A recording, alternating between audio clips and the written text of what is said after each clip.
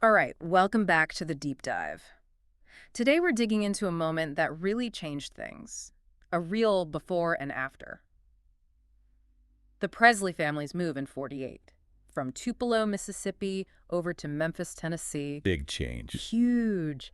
And, you sent over some amazing stuff about Elvis's early life.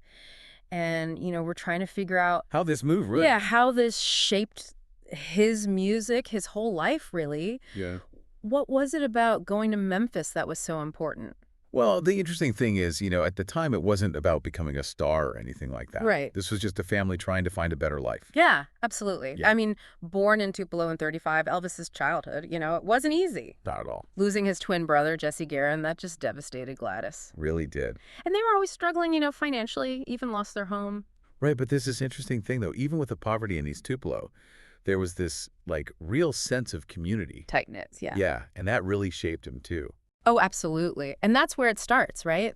The Assembly of God Church. I mean, that's where he's getting all this Southern gospel music. Powerful stuff. Powerful stuff. And, even in rural Mississippi, he's also hearing the blues from, nearby Shake Rag and country music on the radios. All these pieces are already there. The ingredients.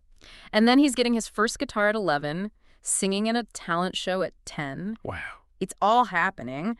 And then, boom, 13 years old, November '48, they moved to Memphis. So what was the big push? Why Memphis? Well, I think the biggest thing was they needed work. Vernon and Gladys just couldn't find steady jobs in Tupelo. It was a tough time. It was. And Memphis was this big city, more opportunity. Even Elvis's grandmother, Minnie Mae, went with them. So it was a full family decision. Oh, absolutely. They were all looking for something better. And, even though they might not have said it out loud, Memphis, with all its music, that had to be a draw for Elvis. I mean, he was already showing so much interest in music. Right, right. So they get to Memphis, and at first, it's still tough. Still, money problems. Living in boarding houses before finally getting to Lauderdale courts. Yeah, public housing. But Memphis was a whole different world. I mean, bigger, so much more diverse. What was it like for Elvis, this city kid now? Oh, it was like a musical explosion. Wow. He went from these little bits of music here and there to just being surrounded by it. Yeah. Beale Street, that blues just hitting you right in the chest. Yeah. Gospel, country, it was all there, all mixed up. Amazing. And you start to see his own style coming out, even the way he looked. Yeah. Those sideburns, that hair. And Lauderdale courts. Oh, yeah, that was huge. That's where he's meeting other kids his age, Yeah. making friends. But even then, I mean, he already stood out. Oh, for sure. So he's diving headfirst into this Memphis music scene. Listen to WDIA, all those race records they called them back then. Yeah, music by black artists mostly. Mm-hmm. Blues, early R&B. And he's hanging out on Beale Street at Lansky Brothers. Oh, that's the clothier that dressed all the black musicians. Mm. Really cool place. Soaking it all up, going to those all-night gospel sings, even getting these informal guitar lessons. Mhm. And there was even a time where, Yeah, he was jamming with some local guys, just messing around. But then, Sun Studio. that changes everything, doesn't it? It really does. Starts out, he just wants to record a song for his mom. As a present. Yeah, a sweet gift. But then, with Sam Phillips, it becomes something else. This blend of country and R&B. No one had heard anything like it. And then his first real gig in Memphis, '54, people say that was it. That was the birth of rock and roll. Right there in Memphis. So what about Gladys and Vernon? I mean, how did they handle this new life in Memphis? Well, at first it was still a struggle. Vernon had all sorts of jobs just to make ends meet.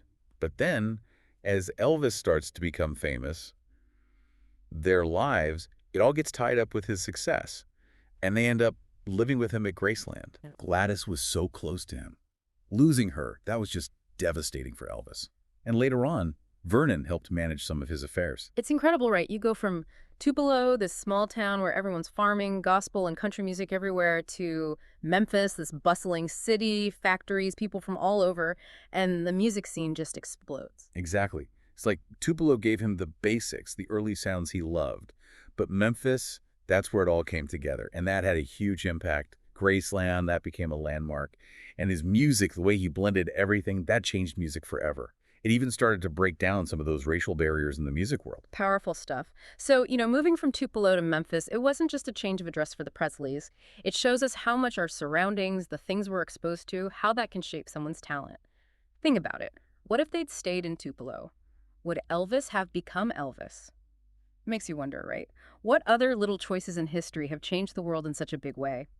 This deep dive just proves that sometimes all it takes is a new place to open up a whole world of possibilities.